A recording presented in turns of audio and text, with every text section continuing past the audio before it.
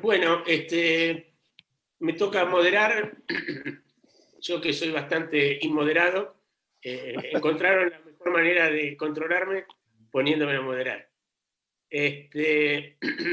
Les agradezco mucho a los dos. Cachi, como veo que te dicen, me tomo el atrevimiento. Al contrario. Juan Pablo, o viceversa, por haber aceptado participar de este diálogo. El club, como ustedes posiblemente sepan, es una institución, un lugar que promueve precisamente el diálogo, el debate y el pluralismo en un contexto político nacional difícil para impulsar estas metodologías y estos valores. Venimos desde la pandemia organizando encuentros, esta modalidad virtual, y hoy nos propusimos convocarlos a ustedes dos para escuchar sus visiones sobre el presente y el futuro más o menos previsible de la política argentina. Ustedes ya recibieron por mail mis sugerencias sobre cómo desarrollar las presentaciones. En principio tendrían la palabra, sugiero que por orden alfabético, primero Cachi, después Juan Pablo, 20 minutos. Después, si alguien o alguno de los dos quiere replicar puntualmente alguna cosa que dijo el otro, obviamente tendrán la posibilidad. Y después abriríamos y otorgaríamos la palabra para preguntas y o comentarios del resto de los asistentes. Hoy, como seguramente todos pueden observar, por el momento ya somos 33, seguramente seguirán sumando algunos más. Y finalmente, después de las intervenciones breves de los socios del auditorio, ustedes tendrían 5 minutos finales para concluir. Así que yo creo que todos los miembros del club recibieron sus antecedentes, todos conocemos la trayectoria de ustedes. Me parece que es innecesario volver a referirlas, salvo decir que los dos son referentes políticos de trayectoria y de presente en el radicalismo Cachi, en el peronismo Juan Pablo, y no veo mejores representantes, sí, tal vez haya iguales, pero no necesariamente mejores, para en fin, transmitirnos su punto de vista, sus ideas y cómo ven la situación. Así que me callo y le paso la palabra a Cachi Casela. Bueno, en primer lugar debo agradecer la invitación. Para mí es un gusto, es un privilegio que el Club Político Argentino me haya convocado para hablar con sus socios, para comunicarme con ellos, para cambiar ideas y para tratar de acercarnos a una caracterización del momento político argentino. Ese es el objetivo del encuentro.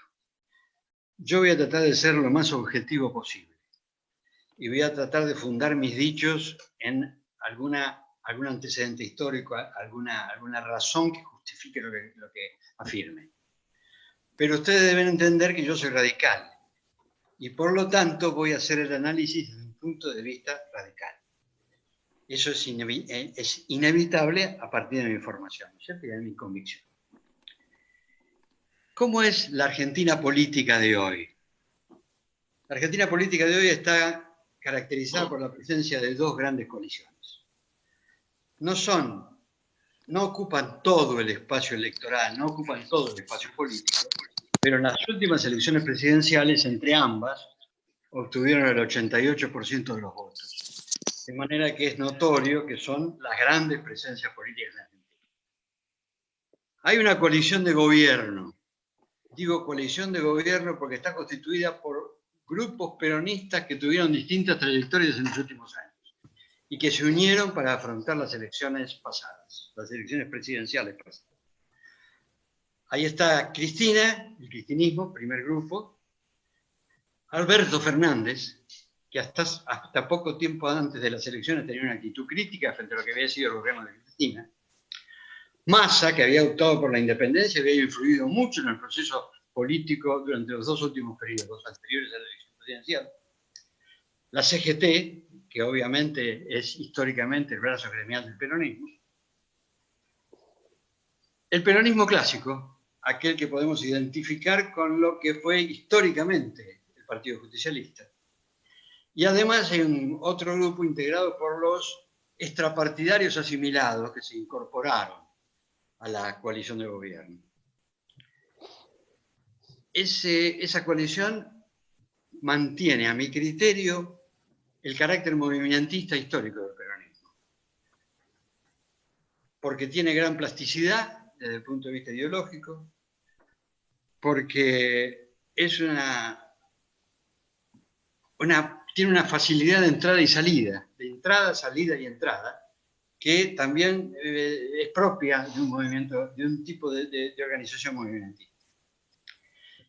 En esta coalición, el grupo dominante es el cristianismo. ¿Por qué digo que es el grupo dominante? Primero, porque del 48% de los votos obtenidos por Alberto Fernández, Cristina representa por lo menos 3/4 partes. Esto lo dicen las encuestas. Cristina tiene una imagen positiva del 35%, es decir, sobre 48% de voto, 35% de imagen positiva implica que el 70% del total proviene del cristianismo. Además, tiene una vigencia territorial específica. El gran poder electoral de Cristina está en el Gran Buenos Aires, ubicado en el área metropolitana que rodea la capital federal. Cristina también logró la adhesión de importantes sectores juveniles, lo que en la política argentina es un mérito, porque los sectores juveniles, los jóvenes en general, tienen reticencia para la participación política. El cristianismo además tiene una condición muy importante, tiene unidad de conducción. La conducción está en manos de Cristina y nadie la discute. Y por último, el cristianismo tiene la posibilidad del dominio de la calle. Tiene esa posibilidad a partir de organizaciones que son conocidas por todos nosotros y que de alguna manera no son dependientes, pero sí son aliadas. Si tuviéramos que hacer una caracterización política del cristianismo, yo diría que a mi criterio podemos caracterizarla como un populismo autoritario. ¿Qué es el populismo? El populismo no constituye una categoría política definida, no constituye una categoría política definida. En el diccionario de política que coordinaron tratadistas italianos de primer nivel como Pasquino, como Martucci, como Bobbio, en la palabra populismo incluyen esta frase: no le corresponde una elaboración orgánica y sistemática. Es decir, es un concepto difuso sin límite preciso.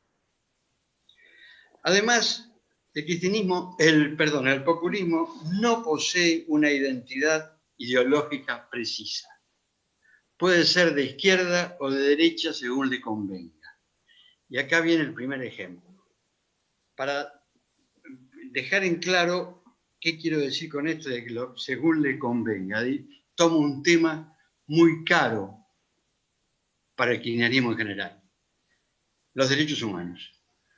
¿Cuál fue el trayecto de los derechos humanos a lo largo de la historia para el peronismo y después para el cristianismo? En primer lugar, la aceptación de la ley de autoamnistía como válida, actitud que asumió Luder cuando era candidato a presidente. Pensaba que podía ganar y pensaba que después tenía que relacionarse con las Fuerzas Armadas. A partir de esa concepción, admitió la validez de la ley de autoamnistía. Cuando se instala Alfonsín en el gobierno, pone en marcha la CONADEP y el peronismo resuelve no integrar la CONADEP. Cuando Menem es presidente, decreta los indultos al conjunto de personas que habían sido sancionadas durante el juicio a la Junta, que incluyeron a López Rega y a Femenich. Es decir, tenemos tres pasos: vigencia de la ley de autoamnistía, no integración de la CONADEP e indultos. Cuando llega Néstor Kirchner al poder, utiliza el tema de los derechos humanos como un eje de su aproximación a los sectores progresistas. Pero después, ¿qué pasa? Pasan dos cosas muy importantes. Desaparece Julio López, y la desaparición de Julio López queda hibernada, queda perdida en la multitud. Y en segundo lugar, durante el gobierno de Cristina, aparece el general Milani. Y Milani se convierte en un ejecutor de una política de inteligencia ilegal, que además contó con fondos, con recursos puestos a su disposición por el Poder Ejecutivo de la Nación. Esto indica que hay una trayectoria alrededor del tema de los derechos humanos que se ajusta a la conveniencia política circunstancial y no a valores permanentes. Eso es típico del populismo. ¿Cómo concibo yo el populismo? Yo lo concibo como un método de acción política destinado a adquirir, ejercer y conservar el poder. A mí me parece que el populismo es un método de acción política, no es una concepción, no es una doctrina, no es una idea, no es una propuesta sistemática, es una forma de alcanzar el poder. Y después de ejercerlo, por supuesto.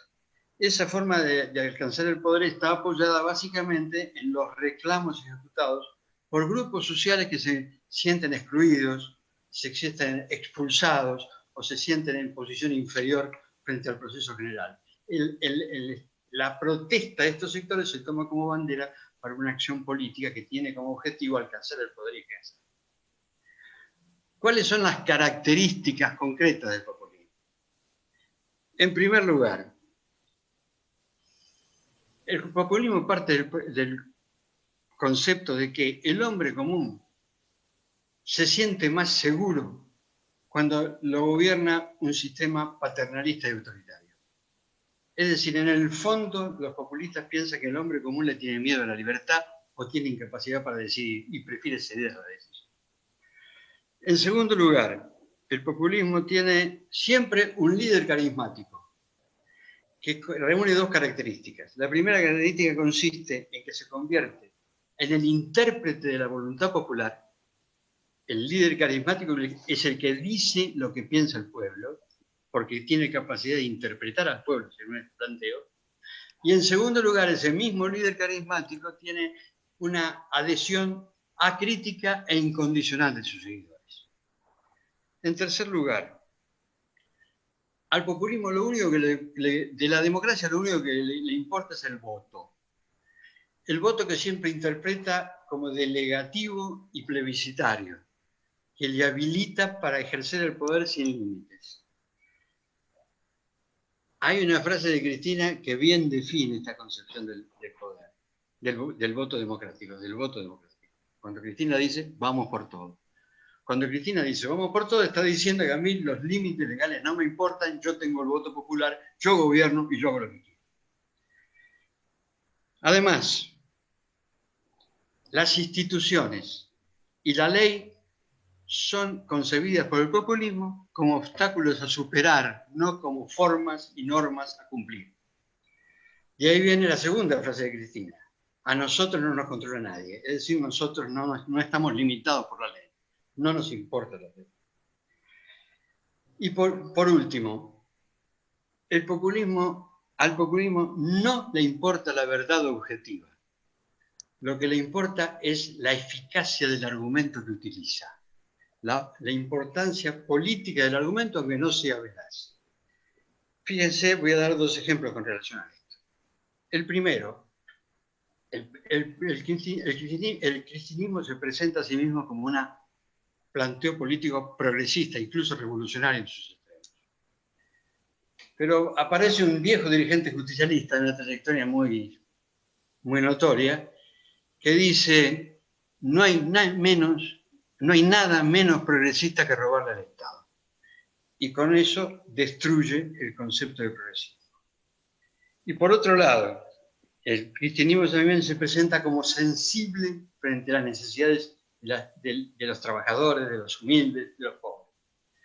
Y sin embargo, ¿qué vemos en estos días? Vemos que el ex vicepresidente de la República, señor Boudou, en medio de una pandemia que ha paralizado la economía argentina, que ha colocado a muchos compatriotas en una situación económica absolutamente destructiva de sus economías y de su espíritu personal. En medio a profesionales que no pueden ejercer la profesión, a comerciantes, kiosqueros, gastronómicos que no pueden manejar sus negocios, el señor Boudou decide reclamar al Estado 17 millones de pesos en concepto de jubilaciones atrasadas.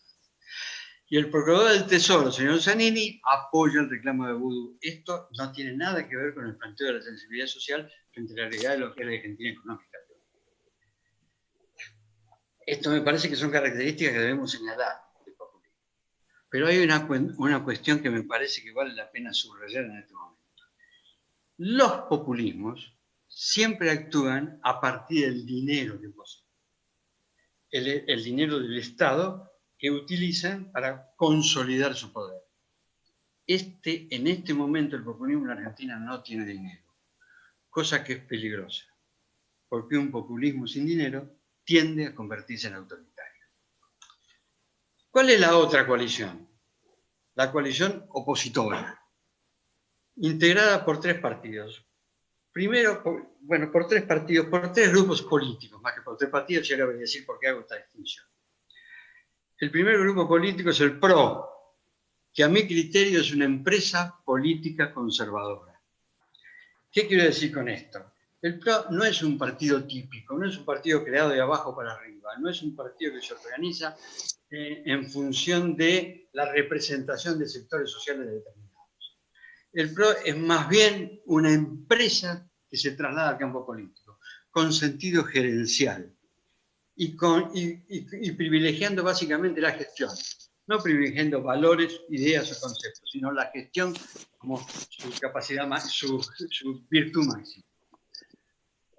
Al tal punto que el PRO se presenta con una autodefinición que es muy superficial. Somos la nueva política. ¿Y por qué digo que es una empresa política conservadora? Quiero definir qué quiero decir cuando hablo de conservador. Para mí, un conservador es aquella persona, aquel movimiento político que quiere que el poder permanezca en manos de los que ya tienen el poder. Es decir, no quiere cambiar la titularidad del poder, no quiere ampliar la participación en el poder, quiere conservarlo. Esto no es ni malo ni bueno. Hay momentos históricos en que es bueno que los que tienen el poder lo mantengan, hay momentos históricos que hay que ampliar la incorporación a las decisiones políticas, pero lo que quiero decir es que el PRO está constituido por un grupo de personas que llegan a la política desde el poder económico. En algún momento se hizo una encuesta que determinaba que el 67% de los funcionarios del PRO provenían de la categoría gerencial de la empresa privada, es decir, gente que ya tenía poder económico y que se dedicaba a la política para conservarla. El segundo partido es la Unión Cívica Radical. La Unión Cívica Radical es un partido histórico de base popular, que todavía mantiene una fuerte presencia en la memoria colectiva. Partido Popular que fue jerarquizado por la presencia de Alfonsín y su gestión, y que fue perjudicado por la crisis del 2001. Con la crisis del 2001, el radicalismo retrocedió notoriamente en términos de representación social.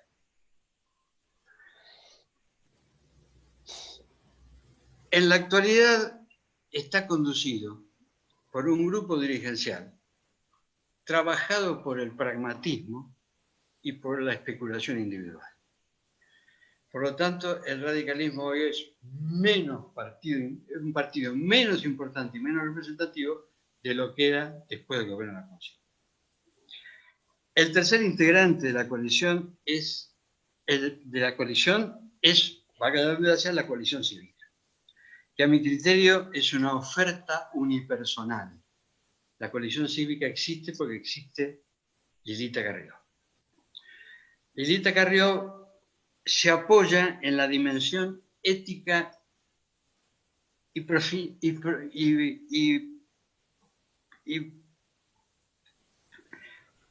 y su capacidad de prever el futuro a través de una visión que está muy vinculada con lo espiritual, con lo moral. La ética y la profética son las características del liderazgo de Lilita, que tiene una tendencia a ocupar el escenario en soledad y por lo tanto tiene baja capacidad de construcción política, porque no comparte.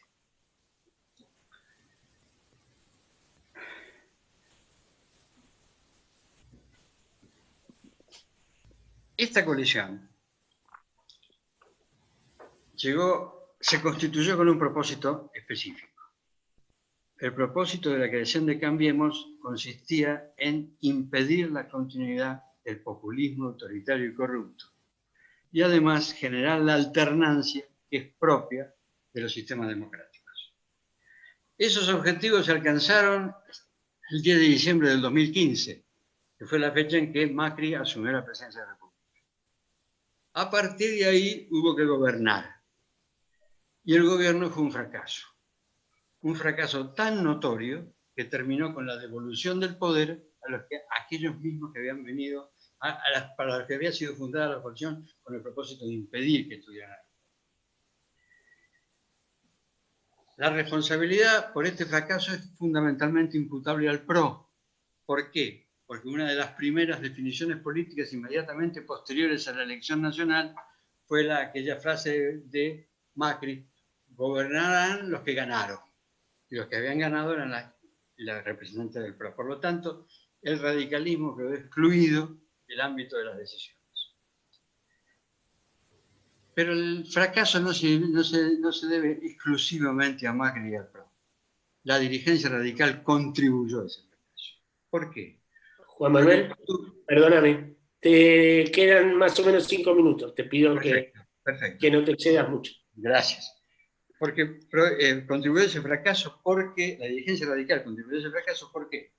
Porque mantuvo el partido en una actitud silenciosa, sin propuestas y tampoco sin vocación ni capacidad para impedir errores o para corregir errores. Y por lo tanto, ahí estamos en la situación en que terminamos. Al no cumplirse el objetivo inicial, yo pude decir entre octubre y noviembre del año pasado que la coalición estaba agotada, tomando en cuenta sus objetivos iniciales. Pero ahora se presenta una nueva realidad. Hay mucha gente que siente que la presencia y la influencia del cristianismo en el gobierno nacional coloca en riesgo el sistema de libertades y de vigencia de la ley y las instituciones que la democracia requiere necesariamente. Y a partir de ese temor sostiene la necesidad de una oposición fuerte y bien armada. Esa oposición fuerte será posible con la continuidad de Cambiemos, siempre y cuando Cambiemos se transforme profundamente. Que se transforme en su conformación, que se transforme en su conducción, que se transforme en su funcionamiento y que se transforme en sus ideas. En su conducción, incorporando una conducción colegiada con representación proporcional a la representatividad social de cada componente. En cuanto al funcionamiento, que sea compartido. En cuanto a la integración, debemos integrar la oposición con nuevos sectores que la fortalezcan. Y por último, desde el punto de vista de las ideas, tiene que tener finalmente un programa que nunca tuvo, con propuestas de políticas públicas que nos saquen de la situación que la Argentina está. Tenemos que tener presente que la coalición es una herramienta y de acuerdo a la experiencia comparada, cuando un partido integra una coalición, no abandona su personalidad política, no abandona su identidad, no abandona sus valores, sus principios y las ideas. Simplemente posterga la vigencia de ese planteo en función de un objetivo superior que comparte con otros partidos. La gente dice que hay que defender la Constitución. Todos aquellos que están atemorizados frente a la presencia del cristianismo tan cerca del gobierno, dice que hay que defender la Constitución. ¿Qué Constitución debemos defender? Debemos defender la Constitución vigente. Por lo tanto, la primera obligación nuestra es defender la Constitución existente.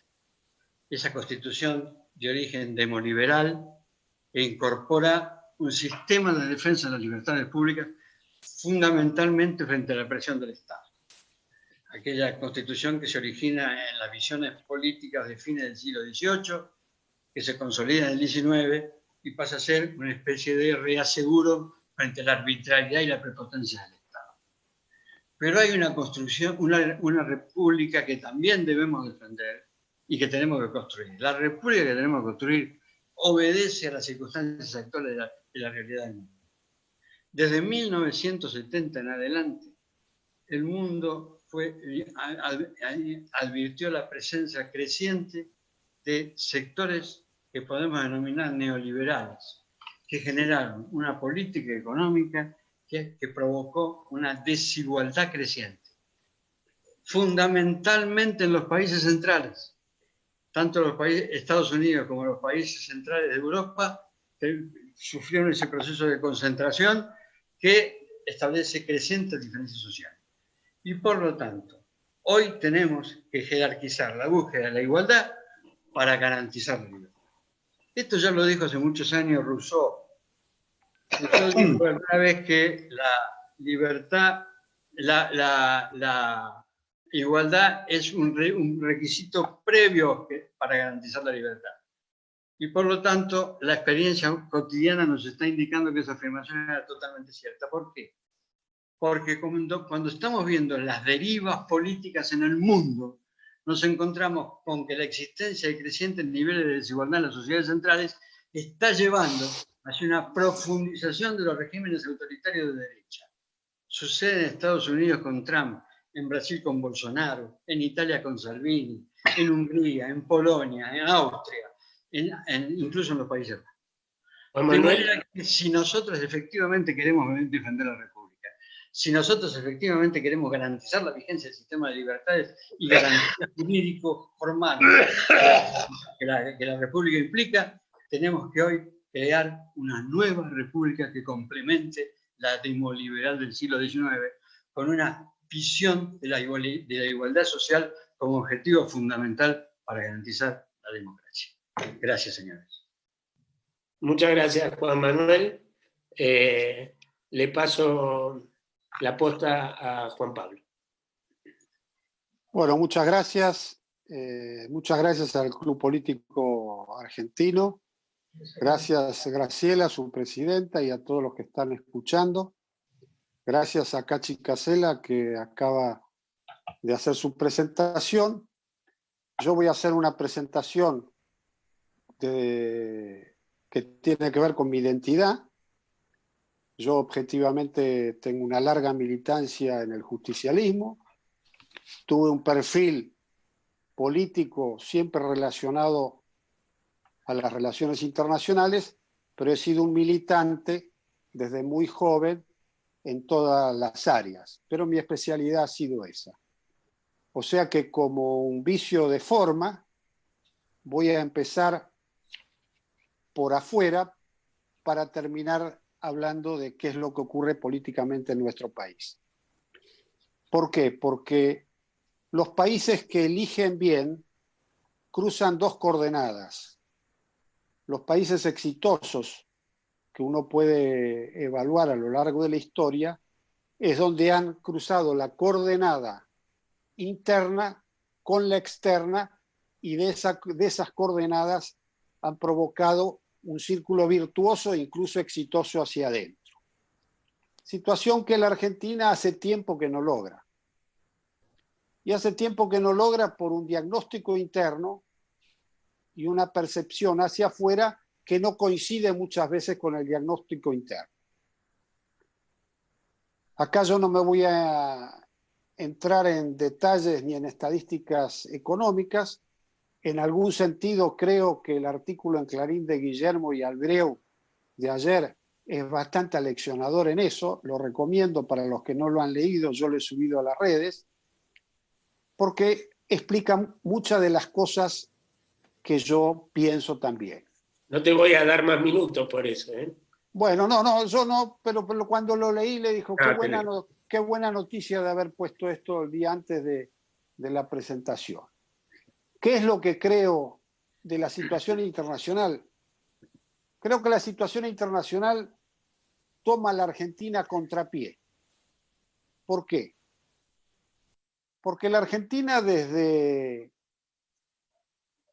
el inicio de la democracia, ha tenido andariveles de desarrollo internacional que los ha cambiado alternativamente con los cambios de gobierno, lo cual le ha impedido tener una continuidad de seguimiento. Y esto se debe a cuestiones que yo considero, tanto desde el punto de vista político como desde el punto de vista del análisis y la percepción política y académica de los actores que deciden. La cuestión internacional, que para nosotros los justicialistas es más política que la política, porque esto viene con nuestro ADN, que la verdadera política es la política internacional. Si uno tiene un buen diagnóstico de la política internacional, genera una política hacia adentro que converge con esa política internacional. Cosa que hace tiempo no nos ocurre. Más me animaría a decir que los últimos pasos que hemos dado han sido llegar al gobierno, ya sea el justicialismo o la oposición, para llegar al gobierno y hacer exactamente una política exterior contraria al gobierno que antecedía. Esto es un central para entender cuáles son los problemas que tiene la Argentina hoy. Es un dato central para entender cuál es el vínculo que genera la Argentina con sus vecinos. Es un dato también importante para ver cómo la Argentina se relaciona con las potencias y cómo es capaz de cambiar lo que no cambia. ¿Cómo se relaciona para mí con la economía esto? Es más o menos lo mismo, con la diferencia que no hay andarivel, porque el mejor plan es el que no se tiene. No es posible que los dos últimos gobiernos, estoy hablando del gobierno de Macri y el gobierno de Fernández, el poder del ministro de Economía era un poder relativizado por decisión política y que además había una suerte de idea de que no había que tener plan, o por lo menos no decirlo como era. Y el plan era la realidad de todos los días como se iba llevando. Y esto tiene dos ejes, a nuestro entender. Tiene el eje de la deuda externa, que Macri decía y dice, o el gobierno de Macri, o el gobierno del PRO, o el gobierno del presidencialismo de coalición, que no fue tal, decía que ese plan traía una herencia que la tenían que abordar.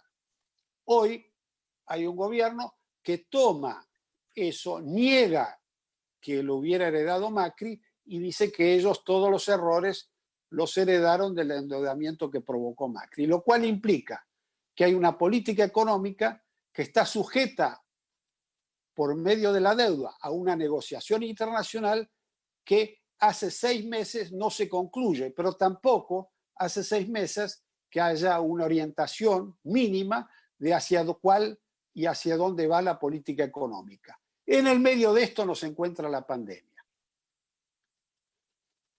Hecho que no se sabía, hecho incierto, que provoca objetivamente una hecatombe política económica en la Argentina. Frente a esta pandemia hay dos actitudes. Una actitud es enfrentarla y ver cómo se sale de esto, y otra actitud, someter a los actores económicos, políticos y sociales a un miedo bastante comprensible, porque lo que se está jugando acá desde el punto de vista emocional es la vida o la muerte, y una suerte de paralización total de todo lo que es la actividad económica. Y esto tiene que ver con la visión que hay, a mi entender, de cómo resolver los problemas económicos que la Argentina tiene. Argentina hace años que no planifica, hace años que no tiene cuadros estables en el Estado y hace años que no hay una meritocracia en cuanto a la calidad de exposición, de compromiso y de gestión en la cuestión económica. Entonces tenemos un negociador de la deuda externa convertido el ministro de Economía, y tenemos una economía que se maneja a través de un mecanismo muy simple, que es la emisión, con un tipo de cambio que no se sabe dónde va a dar, y un tema de la inflación, que para mí es el nudo gordiano de todo este proceso, que nadie sabe hoy evaluar a cuánto va a llegar. Si esta es la situación nacional e internacional, hay una expectativa que el tema de la deuda se resuelva, que realmente eso permitiría, en algún sentido, mejorar las condiciones del clima de negocios de la Argentina, tanto hacia adentro como hacia afuera, y una vez resuelto eso, se podría dar a conocer cuál es el programa económico real. Pero entre medio de esto surge la intervención y la expropiación de Vicentín. ¿Qué es la expropiación y la intervención de Vicentín? Para algunos es una revancha, para otros es una empresa testigo para regular el precio del mercado de granos, para otros es una estafa al erario público vía Banco Nación, y para otros es un concurso legal, el cual habrá que esperar el desarrollo del mismo para ver cuáles son las consecuencias que tiene. En el medio de esta situación se ha producido una movilización en el interior del país como pocas veces hemos visto, o ya la hemos visto con la famosa 125. Si esto es así, hay datos del gobierno que sorprendentemente no previeron que los puntos centrales de la oposición a una política de este tipo está dado en 3 provincias donde el Frente para Todos perdió. Y estoy hablando de Córdoba, estoy hablando de Santa Fe y estoy hablando del interior de la provincia de Buenos Aires. Si esto es así, acá hay una nueva conformación que se está gestando, que no tiene nombre ni apellido, que tiene que ver con una coalición de ciudadanos que tienen pertenencias políticas, pero que probablemente estén prescindiendo de la adhesión que dieron en su momento, porque si no, esto no se mueve tan fácil y en esa magnitud. Y acá, siguiendo lo que planteaba Cacci, voy a hablar un poco del oficialismo y de la oposición. ¿Cómo veo yo el oficialismo? Es cierto que el poder lo tiene Cristina, pero Cristina es vicepresidenta. Es cierto que Alberto Fernández no tiene el poder de Cristina, pero es el presidente. A diferencia de la posición de Cacci, yo digo, esto es un gobierno ficcional. ¿Por qué es ficcional? Porque el que tiene el poder no lo ejerce porque no es presidente, y el que es presidente no lo puede ejercer porque lo tiene otro. La pregunta es que si en este acuerdo ficcional hay un acuerdo real o no lo hay. Y eso lo va a definir la secuencia política. Y probablemente sea uno de los factores del gran interrogante político que hay hoy en la Argentina. Hay quienes sostienen que están de acuerdo, hay quienes sostienen que no están de acuerdo. Pero lo que uno observa es que hay gargantas que hablan y otras que callan. Y las gargantas que hablan a veces no coinciden con las que callan. Y en ese juego, la Argentina está todavía tratando de entender cuál es el sistema político que se está generando. Y para esto hay que reivindicar los principios básicos de cualquier organización político-social, que es el juego de los partidos, el ejercicio pleno del Parlamento, el ejercicio pleno de la justicia. 3 cosas que están, por razones de la pandemia, limitadas en su ejercicio. Nuestra impresión, y acá yo estoy hablando ante ustedes como justicialista, mi última actividad en el justicialismo fue colaborar en el intento de José Manuel de la Sota para ser presidente, y bueno, de la Sota falleció y yo quedé políticamente entrelazado en esa construcción federal que suponía un tercio del sistema político, que fue lo que decidió a Cristina Fernández de Kirchner abdicar de la presidencia y pedirle a Alberto Fernández que la asumiera, porque él podía, como dijo Alberto Fernández, con Cristina podemos, pero no alcanza.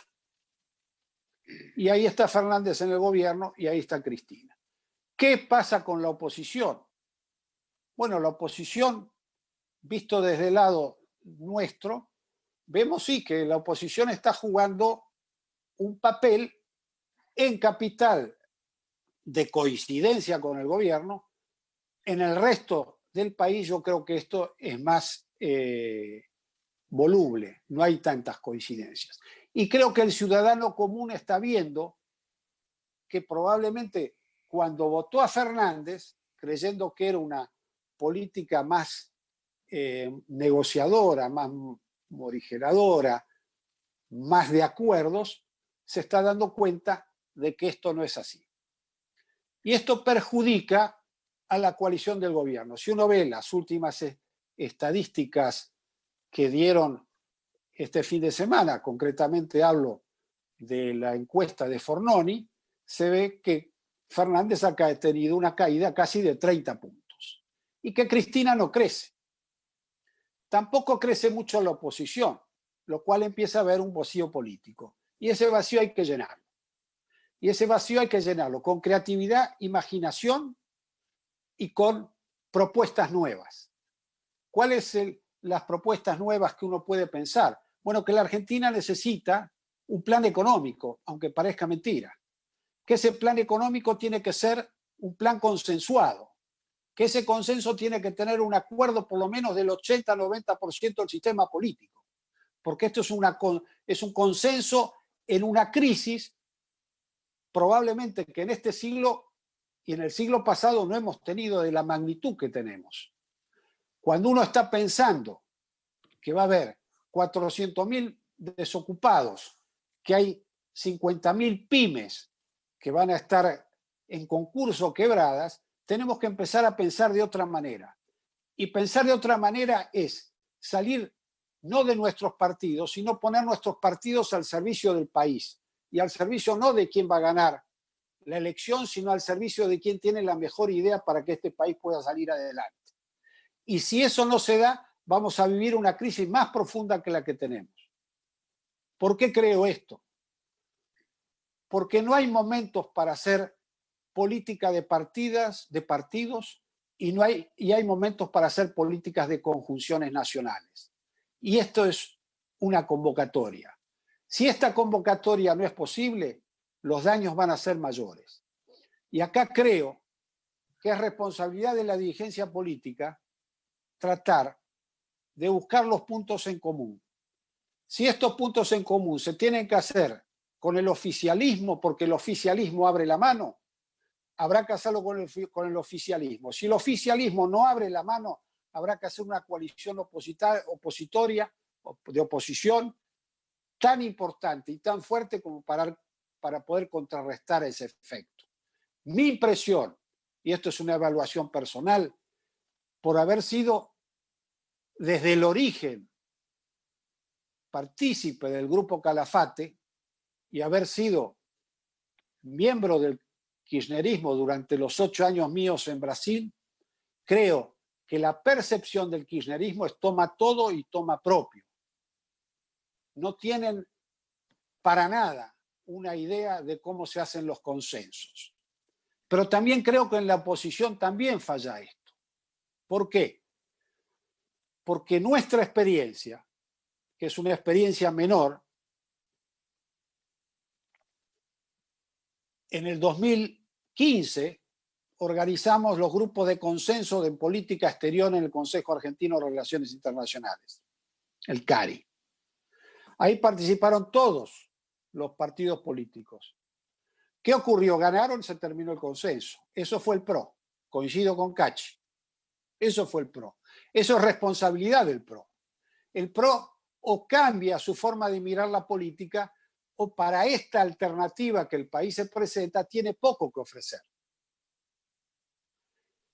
El radicalismo tiene que tener una posición más firme en esto y convocar a sus mejores cuadros, y tiene cuadros para hacer esto.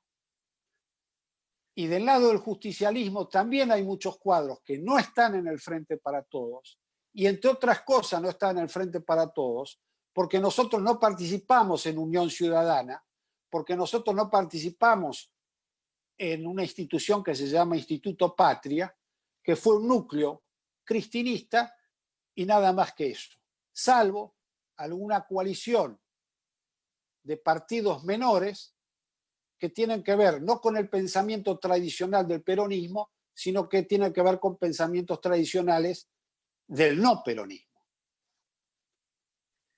Entonces, la impresión... Te pido ¿Sí? que redondees en no más de 5 minutos, así... Con mucho gusto, podemos pasar al debate. Para redondear, la Argentina está ante una alternativa de enfrentar una nueva conjunción política o seguir con los estamentos que están. Creo que el pensamiento del kirchnerismo es un pensamiento antiguo, creo que es un pensamiento antagónico, creo que pensar la Argentina desde amigo-enemigo, desde campo-ciudad, o desde el que tiene una chacra es un rico y el que no la tiene es pobre, creo que no es la forma que el mundo se mueve. Empecé diciendo de que cuando uno tiene las coordenadas adecuadas, donde se cruza un proyecto nacional más una inserción internacional, esos han sido los proyectos exitosos. La Argentina hoy no lo tiene. ¿Por qué? Porque no reconocemos nuestros vecinos, no tenemos relaciones con Brasil más allá de lo que es Bolsonaro. Tenemos una relación con Uruguay distante, con Chile también distante, con Bolivia ni hablar, con Perú. Mi pregunta es, si no podemos relacionarnos con nuestros vecinos, ¿cómo nos vamos a relacionar más allá de nuestros vecinos?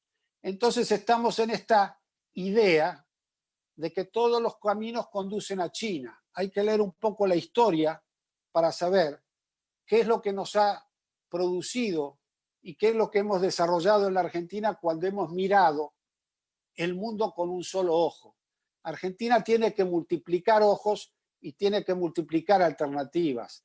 Argentina no necesita del apoyo de un país, necesita que los países tengan la posibilidad de comprarnos lo que producimos, porque nosotros necesitamos para este país, en la situación que está, la producción y los dólares que esa producción nos puede proveer. Esto es lo que estamos necesitando.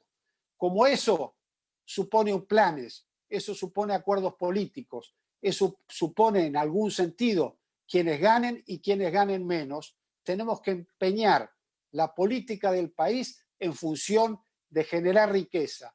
Y generar riqueza supone también un compromiso con los actores productivos que no se pueden separar de este proyecto que la Argentina tiene de salir de la pobreza. Terminé aquí. Muchas gracias. Muchas gracias.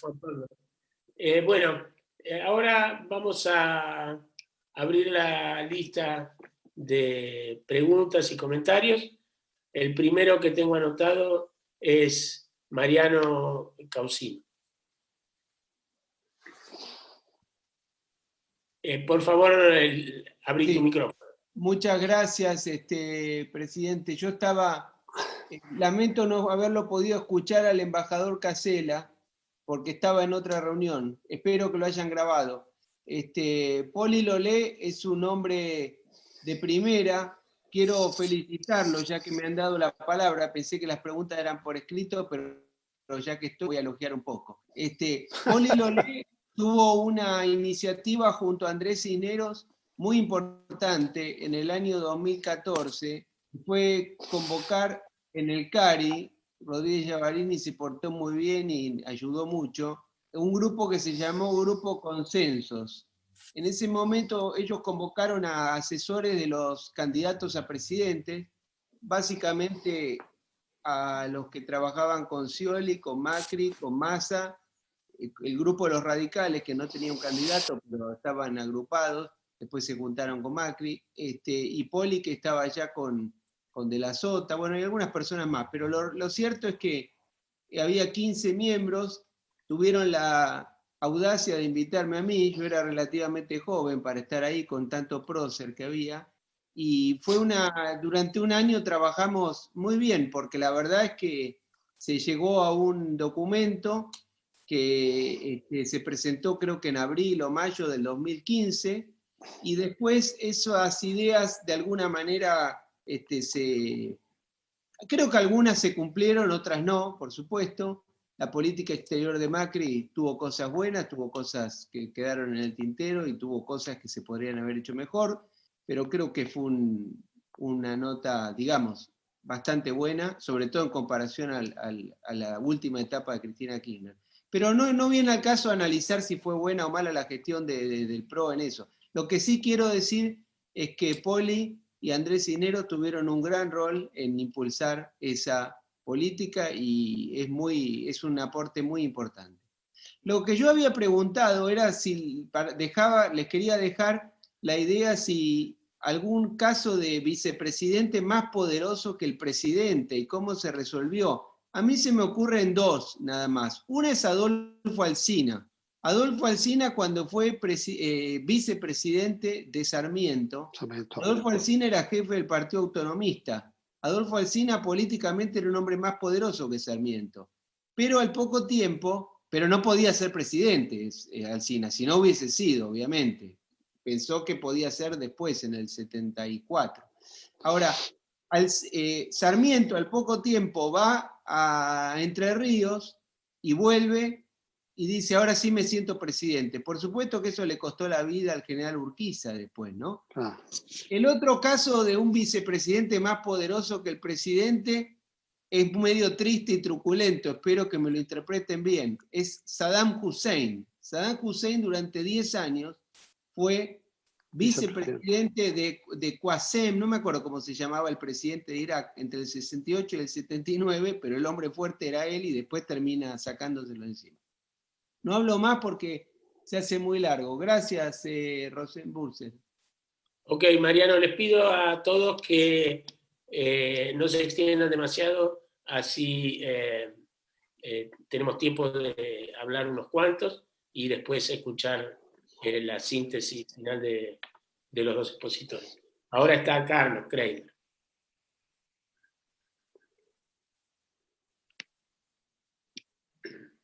¿Se escucha? Sí. Sí. Me pareció muy, muy interesante lo de Lolé, pero muy interesante. Y creo, perdónenme que avancé, yo soy casi nonogenario. Me interesa la política desde que tengo 14 años en los centros de estudiantes de la escuela secundaria. No voy a hacer mi historia, no tiene sentido. Jamás pensé que se le iba a presentar a este país una oportunidad como la pospandemia para hacer un cambio copernicano. Quiero aclarar a todo lo que usted dijo, Juan Pablo, que me pareció muy interesante. Yo había dicho en el club que es casi un momento para una Moncloa en serio. Más allá del plan económico, que no sé si es fácil, modernizar las relaciones laborales, modernizar todo el sistema de educación, modernizar básicamente el régimen impositivo, modificar básicamente la sensación y la obligación de no tener permanentemente déficit. Esto me parece que es fundamental y no creo que se pueda presentar otra oportunidad como para hacerlo. Y me parece que todos los actores sociales están dispuestos a hacerlo. Espero que los políticos no se queden rezagados. Eso es todo. Bueno, estoy yo y después Mario Perna. Yo tres preguntas, voy a omitir comentarios. La primera, perdón, para Juan Pablo. Vos te definiste como un peronista republicano federal. Juan Carlos habló extensamente del peronismo como, hasta ahora, digamos, históricamente, como un movimiento populista, digamos. ¿Es posible, más allá de individuos como vos, pensar en un peronismo republicano federal no populista como vos planteaste, o es un cine negro? Para Juan Manuel, una pregunta muy chiquita, digamos. En un momento vos, en los últimos tiempos, mantuviste una postura muy opositora a la conducción del radicalismo. Incluso, si yo no me equivoco, hablaste de la posibilidad o de la conveniencia que el partido abandonara la coalición. Si estoy equivocado, me corregís.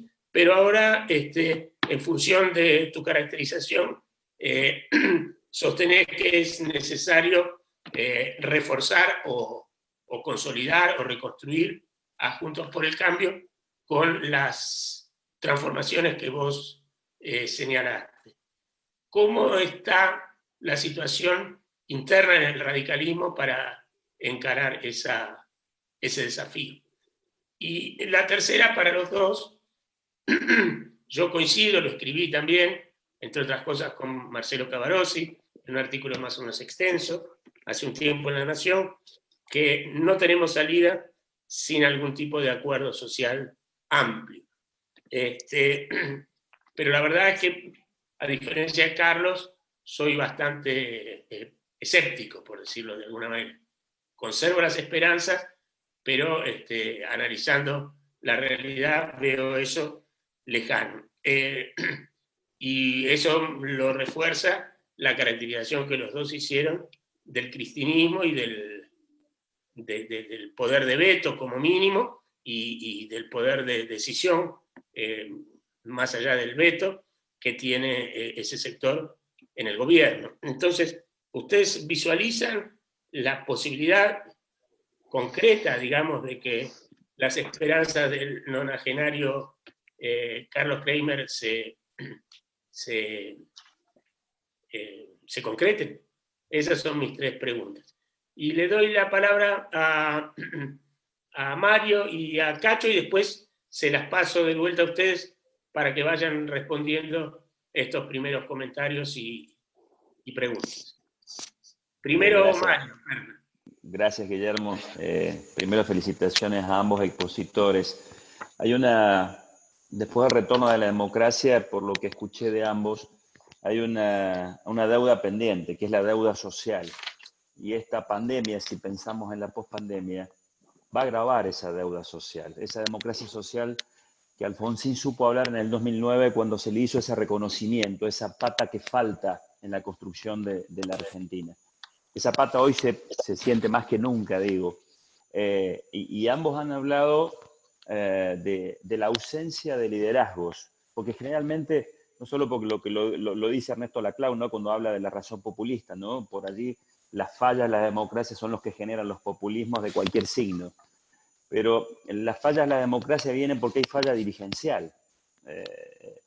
Juan Manuel Cancela ha hablado de la falla dirigencial gruesa de la Unión Cívica Radical. Juan Pablo ha hablado de las fallas gruesas que tiene el movimiento nacional justicialista, el peronismo en sus diferentes vertientes, lo que provocó incluso la muerte de la Sota, la caída estrepitosa de un proyecto federal en el peronismo que pudiera jugar como articulador de la riqueza que puede tener en sus cuadros dirigenciales el peronismo. Bajo estas circunstancias, ¿es factible en la pospandemia pensar, porque se nota un vacío de liderazgos terribles, digo, la Argentina sigue discutiendo si Macri o Cristina, ¿es posible pensar una pospandemia sin liderazgos políticos porque no se avisoran a la vuelta de la esquina ni en los próximos años la generación de liderazgos en las dos fuerzas políticas más importantes del país? Es una pregunta que le hago a ambos. Gracias. Cacho, por favor, ahora tu turno. Sí, no, mi pregunta es esta. En este momento debemos haber pasado en la Argentina ya un 50% de pobreza, si no más. Mi estimación, sobre todo en muchas provincias de la Argentina, en algunos casos hasta el 85% de las familias vive del Estado, sea a través de, no sé, empleo público, subsidio para discapacitados, jubilaciones o cualquier otro tipo de cosa. En particular, por ejemplo, en Santiago del Estero, el 85% de la gente vive del Estado. En el Chaco la situación es muy similar. Y esto también se está dando en el Gran Buenos Aires, aquí directamente con la asignación de comida, etcétera, etcétera. ¿No aparece a través de este escenario una cantidad de votantes cautivos que tienen necesidad imperiosa de depender de ciertos dirigentes como dádiva de subsistencia, y en consecuencia esos dirigentes no tienen ningún interés en cambiar en el fondo la situación? Si no estamos entrando en una de esas trampas insolubles, la pregunta es para ambos, desde luego. Bueno, muchas gracias. Le paso la palabra a los panelistas. Si les parece, ¿invertimos el orden o seguimos de la misma manera? Dale acá, como quieras, a mí me da igual.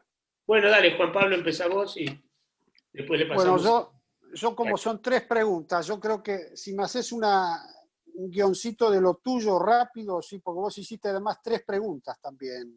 Sí, hice, en realidad, una se la hice a Cachi, una Sí. a los dos y una a vos. La que te hice a vos es si ves condiciones para conformar en este contexto actual tan complejo una opción peronista como la que vos personalizás o representás Mire, republicana y federal.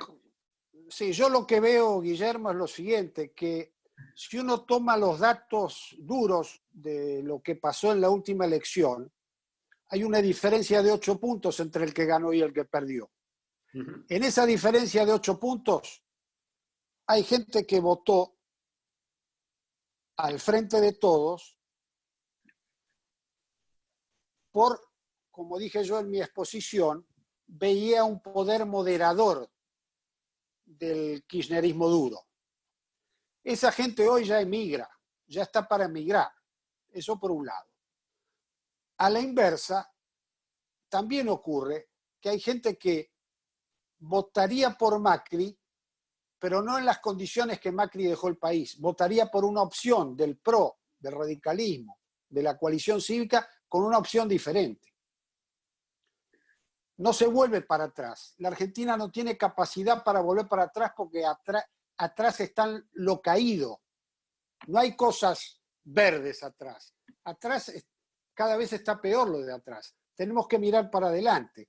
Por eso yo creo que las condiciones económicas en las cuales vamos a estar los próximos meses y probablemente los próximos años van a requerir de una conciencia que probablemente haya dirigentes que hoy no la tienen. Y bueno, van a ser superados por las circunstancias. Esto es lo que yo creo. ¿Por qué? Porque yo tengo la experiencia de haber compartido, por lo menos verbalmente, cómo fue el acuerdo en España. Fui durante varios años embajador en España y me ocupé que me la cuenten, la historia. Y esos fueron acuerdos políticos muy concretos que yo como peronista debiera decir cosas como estas. Cuando Felipe González, con sus 12 apóstoles, sale de Sevilla y se instala en Madrid, ¿qué pensaron? Tenemos que integrarnos a Europa, tenemos que renunciar al marxismo como forma ideológica de nuestro pensamiento vernáculo, tenemos que entrar a la OTAN y tenemos que formar parte de la Comunidad Económica Europea. Todo eso lo hizo y colocó a España, que estaba fuera de la órbita europea, y al poco tiempo, porque fue poco el tiempo que precisó, terminó siendo la sexta economía. ¿Qué quiero decir? Cuando hay voluntad política, ellos venían de una guerra civil, con heridas enormes, ahí está el trabajo de Carrillo, está el trabajo de Suárez, está el trabajo del posfranquismo, donde jugaron roles muy importantes actores del franquismo también, y actores del socialismo y del comunismo. ¿Qué es lo que quiero plantear? La Argentina hoy tiene capacidad de hacer reactores nucleares, tiene capacidad de ser el país dentro del universo internacional de mayor competitividad en el agronegocio. No somos capaces de generar un sistema en el cual nos potencia a nosotros en lo social, en lo económico. ¿Qué es lo que nos está fallando?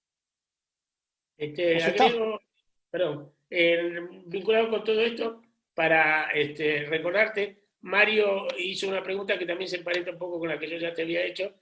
Desde el punto de vista de las necesidades y de la voluntad del electorado, está claro lo que vos decís.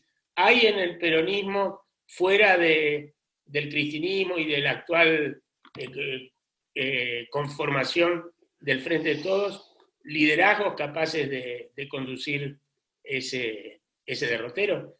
Y la otra, perdón, así ya te la recuerdo, lo que decía Carlos sobre la posibilidad efectiva, concreta, en una situación tan compleja y de reavivamiento de la grieta, que creo que vos mismo planteaste la reedición de la 125, de algún tipo de acuerdo constructivo entre gobierno y oposición. La realidad es lo que va a llevar a que esto se provoque. Respecto de eso, yo quiero decir lo siguiente, que el kirchnerismo tiene el peronismo de la década del 40, y Perón en el 70 nos habló de la democracia integrada. Y la democracia integrada es lo que yo estoy diciendo, yo no estoy inventando nada. Y esa democracia integrada fue lo que discutió con Balbín. Lo que pasa es que Perón se muere, Balbín queda, pero al poco tiempo se muere. Nosotros tenemos una tarea pendiente, los radicales y los peronistas, de construir el país del futuro, pero no para nosotros, para los jóvenes. Y eso no lo estamos haciendo. Somos dos partidos de viejos. Y los que no son viejos terminaron siendo populistas, para poner así, o cuentapropistas de la política. Y la política requiere hoy una redefinición de los valores. Y esos valores eran los valores con los cuales a nosotros nos educaron políticamente. Cachi, ahora tu turno para responder. Primero, coincido con el planteo central de Lolé, en el sentido de que acá hay que convocar. Acá la gravedad estructural de los problemas argentinos requiere coincidencias básicas. Ningún sector político por sí mismo tiene la fuerza necesaria para afrontar esa realidad. Fíjense ustedes, Alfonsín lo dijo hace 30 años. Alfonsín dijo alguna vez, con el 52% no alcanza. Había sacado el 52% de los votos. Ahora es peor, porque Fernández sacó el 48%, en realidad ejerciendo el vicariato, no la titularidad del poder. Y por lo tanto la convocatoria es hoy más necesaria porque los problemas son más graves. Yo no tengo ninguna duda y no pretendo citarme a mí mismo. Pero hace 15 días apareció en Clarín un artículo mío donde decía por qué y para qué el gobierno debe convocar. Eso implica necesariamente la existencia de un plan.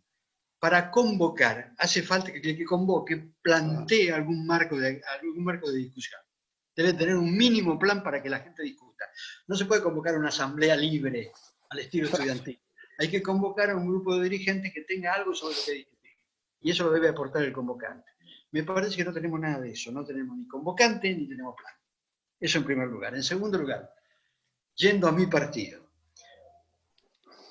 yo creo que la dirigencia radical actual, perdón, no quiero ser despectivo con nadie y tampoco quiero generalizar. Por lo tanto, cuando dije la dirigencia radical actual, exageré, generalicé. Digamos, un sector importante de la dirigencia radical no tiene el nivel suficiente como para entrever la solución final de los problemas argentinos. Pero suelo decir, me repito a mí mismo, que es posible lo que es necesario. Y acá es necesario encontrar la solución. Por lo tanto, si los dirigentes actuales no pueden encontrar el camino, van a aparecer otros dirigentes que lo van a encontrar. El problema consiste en que para que suceda la aparición de los nuevos dirigentes hace falta todo un conflicto interno, una lucha, que es como una aparición. Y eso tiene un costo, y tiene un costo en tiempo también.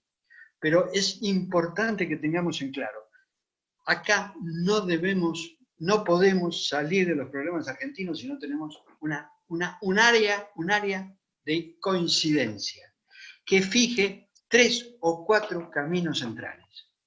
Y uno de los caminos centrales es la creación de riqueza y la distribución de riqueza, que debe ser paralela. Cuando nuestro interlocutor acaba de decir que hay provincias donde el 85% de la gente depende del ingreso del Estado, está marcando una situación social que no es sostenible en el largo plazo. Yo creo que hay que aplicar políticas de subsidio cuando hay una emergencia enorme, como la que estamos padeciendo. Pero la política de subsidio es simplemente una forma de enfrentar la emergencia. Tenemos que tener una política de fondo que nos permita decir cómo crecemos y cómo distribuimos. No estoy de acuerdo con los que dicen primero hay que crecer y después distribuir. No, hay que hacerlo al mismo tiempo. Porque hay gente que no puede vivir esperando el crecimiento. Pero me parece que acá hace falta una concepción clara del interés nacional, y el interés nacional, para que sigamos siendo una nación, requiere que la Argentina crezca y que la Argentina distribuya en primer lugar. En segundo lugar, si no modernizamos el Estado, si no necesitamos una tarea profunda de modernización del Estado, vamos a seguir mal, porque vamos a tener un instrumento que no sirve para alcanzar los objetivos que tenemos que hacer. La modernización del Estado es parte fundamental. Y después creo que, como hablé de política distributiva, coincido también con el interlocutor que mencionó la reforma impositiva como uno de los objetivos fundamentales.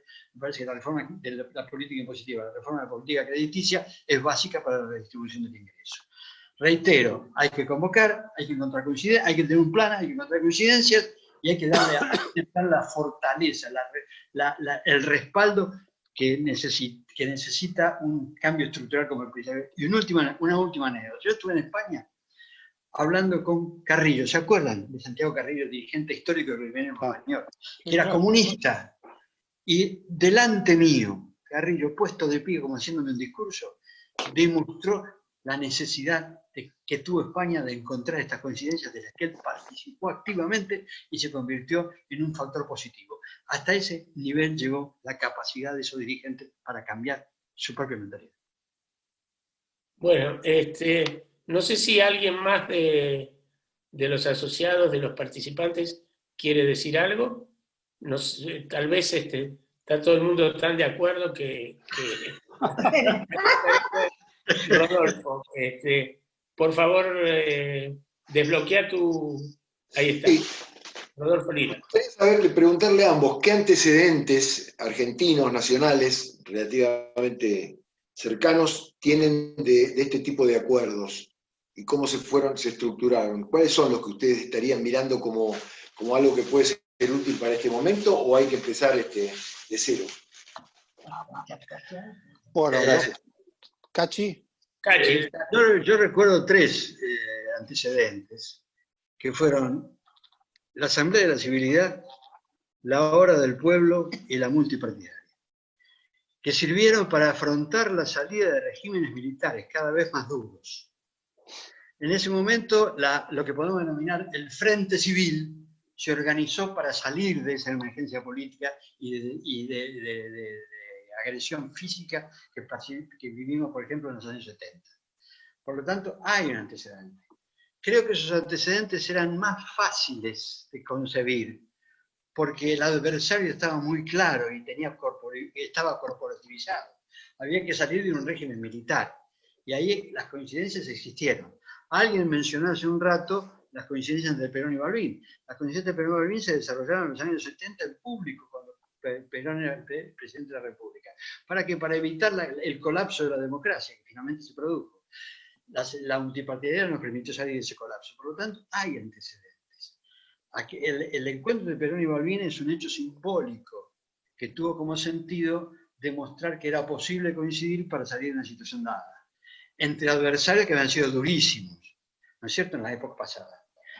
Por lo tanto, existen los antecedentes en Argentina. También existieron de alguna manera, en la época, a comienzos del siglo XX, cuando Irigoyen y Roque Sáenz Peña coinciden en el establecimiento de un mecanismo electoral que permite salir de una situación cerrada, en la que el gobierno conservador quería mantener el poder y el gobierno radical, y el radicalismo, no el gobierno radical, el radicalismo hostigaba permanentemente con la rebelión popular. Finalmente, Irigoyen y Roque Sáenz Peña encontraron la solución para darle salida a ese conflicto político. Me parece que los antecedentes existen. Lo que no creo es que existan los dirigentes de ese tamaño. No creo que existan. Juan Pablo.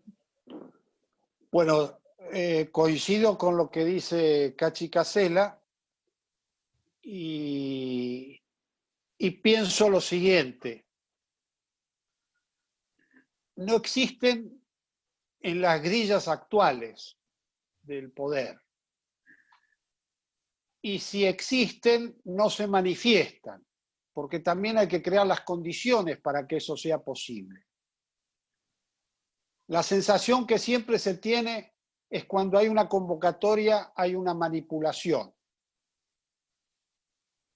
Y esto tiene antecedentes que nuestra democracia, por joven que es, ya es bastante vieja en repetir errores. Y decía yo al principio de mi intervención que una de las características es que un gobierno reemplaza al otro, no para mejorarlo, sino para hacer lo contrario. Porque, ¿qué es lo que uno ha percibido? Que no ha habido gobiernos exitosos desde la salida de la democracia, estoy hablando después del 83, que hayan sido exitosos en su plenitud. ¿Qué quiero decir en plenitud? Que lo que hizo el anterior sea reivindicado por el siguiente, que eso es lo que da al sistema político calidad, institucionalidad y futuro.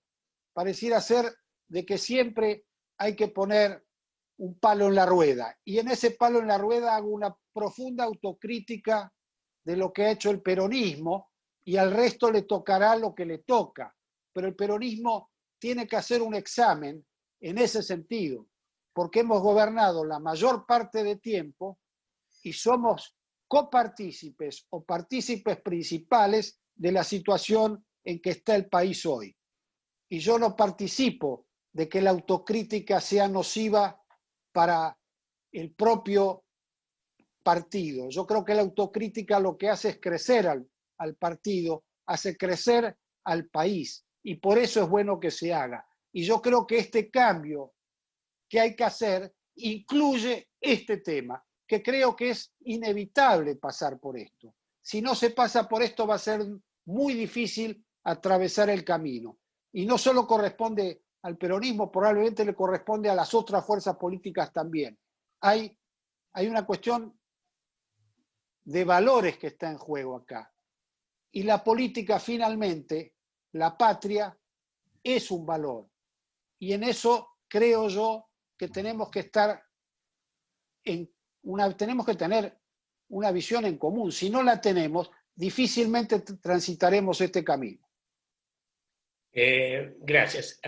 Graciela Fernández Mejide pidió la palabra. Graciela.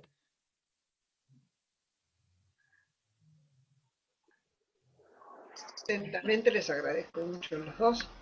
Y visto lo que se dijo, recuerdo que en el momento en que Schiaretti ganó Córdoba, que fue para las elecciones últimas, él justamente salió con la expresión que vos usaste, Juan Pablo. Él dijo por una democracia republicana. Es decir, habló de la república. Bien, ustedes dicen, y en parte tienen razón, que no se ven dirigentes en este momento de nivel como para enfrentar tanta dificultad. Schiaretti podría ser uno. El asunto es, Juan Pablo, ¿hay en serio una voluntad y un impulso, una dinámica que esté creando o recreando ese peronismo federal que se lastimó mucho cuando Labaña fue por las suyas y Massa por las suyas? Porque la verdad es que si se hubieran mantenido unidos, otros cantares hubieran sido. Así como cuando vos decís, Cachi, lo de la multipartidaria, es cierto, yo me reuní con la multipartidaria. La verdad, que quien estaba al frente de la multipartidaria no tenía nada que ver con Alfonsín. Era Juan Trilla, que le llamaban el político con el general sin gorra, que nos sacó volando con el tema de derechos humanos. Y era radical también. Eso, yo testigo, estuve ahí. Por lo tanto, por suerte, Alfonsín terminó ganando la interna y fue él el líder. A veces las circunstancias también ayudan. ¿Habría la posibilidad para vos, Juan Pablo, o la ven clara o la ven el impulso, repito, de recrear el peronismo federal? Y a vos, Cachi, ligado, si ustedes vieran crecer eso, ¿crees que impulsarían una alianza de otra forma? Tal vez con el peronismo federal, porque está claro que solo ninguno va a hacer nada. Gracias. Juan Pablo. Gracias. Sí, Graciela. Bueno, nosotros estamos trabajando Pablo en ese sentido. ¿Perdón?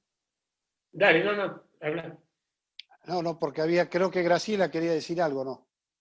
No, me parece que ella sola cerró su micrófono. Bueno, no.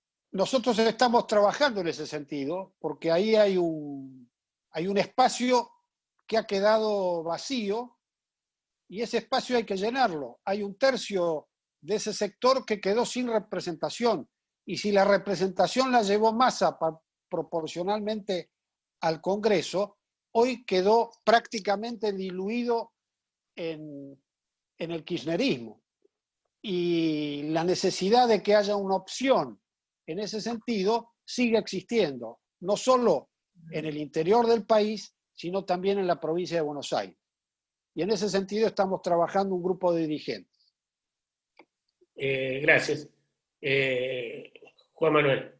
Efectivamente, como dice Cristina, Graciela, perdón. Perdón, Graciela.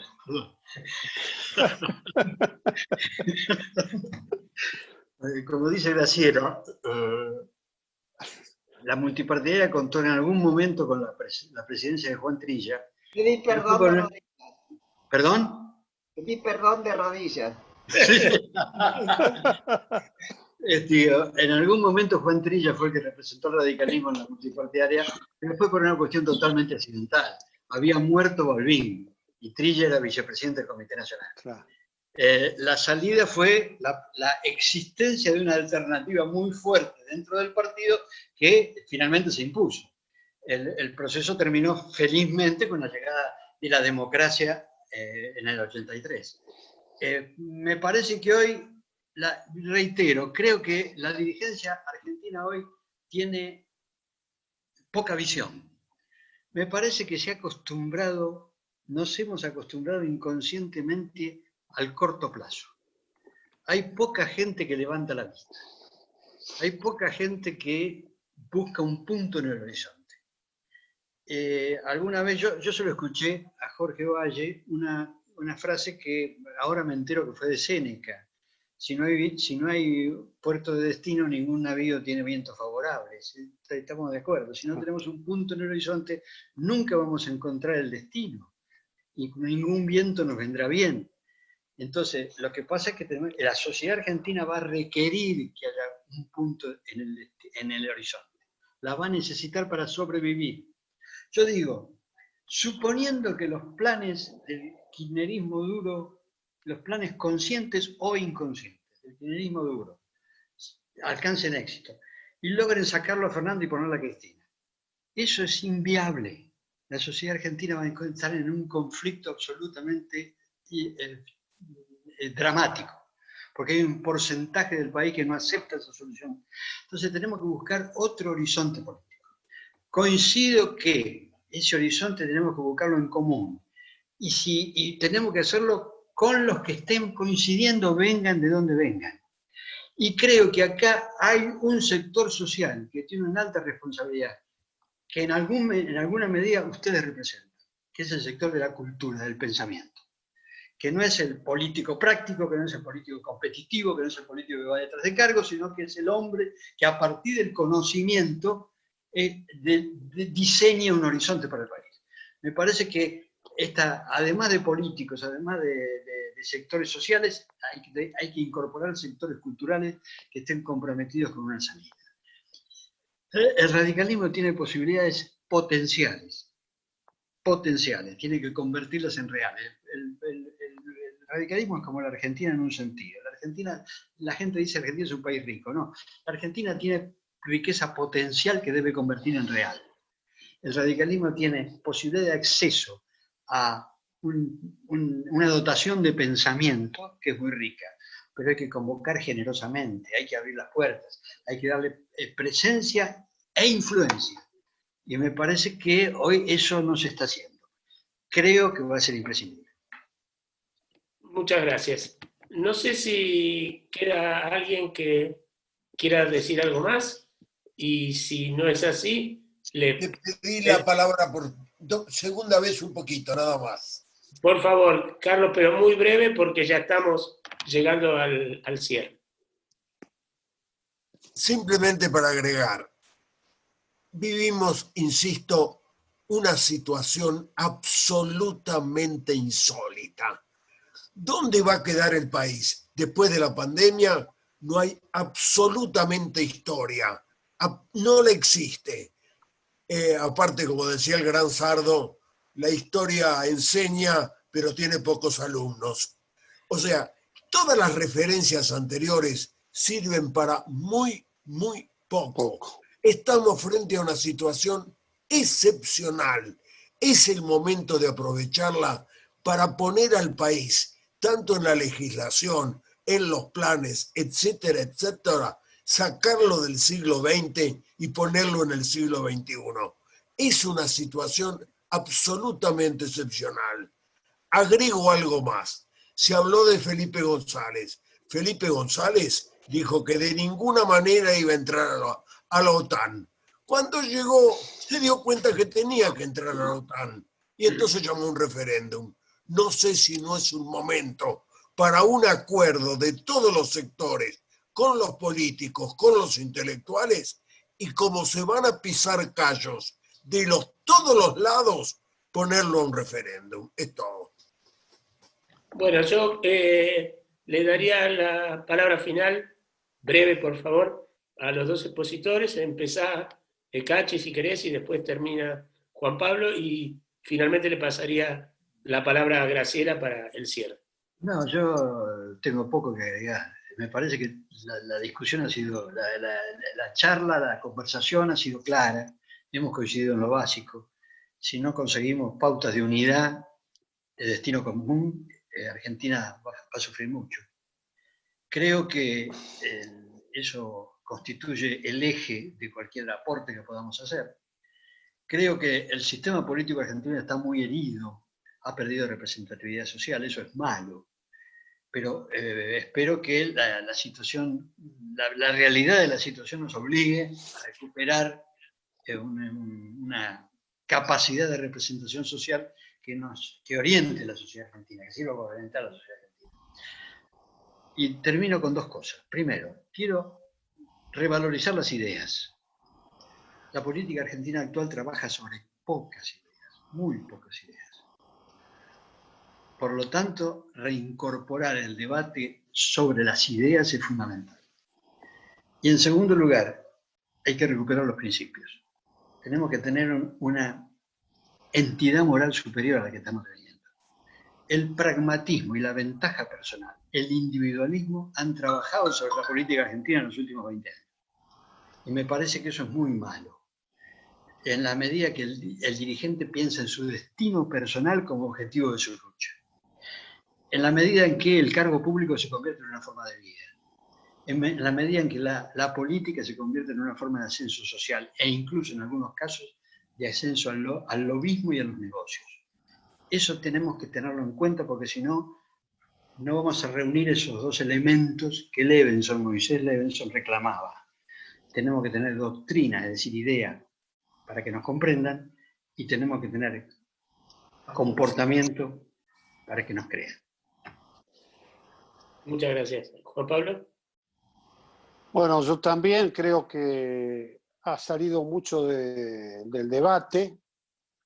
Quería solo decir que efectivamente que no respondí el tema de la deuda social, tampoco respondí el Estado proveedor. Creo que estos son los dos problemas que tenemos que enfrentar. No hay Estado que pueda sobrevivir solamente a través de los subsidios. No existe, no hay ningún Estado sobre esto. Tampoco hay un Estado que pueda sobrevivir solamente por vía de la inflación. Eso explota. No tiene sentido seguir así. Esto llega un momento que el límite lo fija en la realidad. Tercero, creo que para mantener la unidad social se requiere por lo menos que la dirigencia se haga cargo de lo que le toca y si no puede que busque quién lo haga, porque esto también está. Los acuerdos políticos en la Argentina han surtido efecto. Hay un acuerdo democrático en la Argentina que está dando solución desde el punto de vista institucional, pero no desde el punto de vista de los resultados. Nosotros tenemos que mejorar nuestra calidad de democracia, tenemos que mejorar sustancialmente el diálogo político.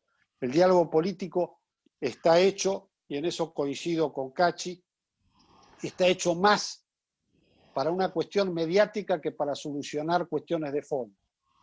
Esto no se ve. La gente desconfía del diálogo político. El diálogo político tiene que ser mucho más profundo, mucho más axiológico y tiene que describir valores que la gente pueda percibirlos. Y aquí no quiero hablar de los disvalores, porque para los disvalores podríamos hacer un nuevo panel. Muchísimas gracias. Les agradezco mucho la invitación. Bueno, yo les agradezco igualmente a ustedes y a todos nuestros socios que permanecieron hasta aquí, algunos que se retiraron felicitan y agradecen a los expositores. Y bueno, con una copita de vino en la mano, le paso la palabra a la presidenta. Qué tramposo, ni avisó. Tendríamos que tener todo. Bueno, gracias, muchas gracias Cachi, muchas gracias Juan Pablo. Esto ha sido, realmente permitió pensar muchas cosas y en cuanto a las mujeres y los hombres que componemos este club, entendemos tanto lo que significa la lucha política, es decir, la lucha por el poder. El político que diga que no quiere el poder miente, pues ya lo saben, además no es difícil creerle.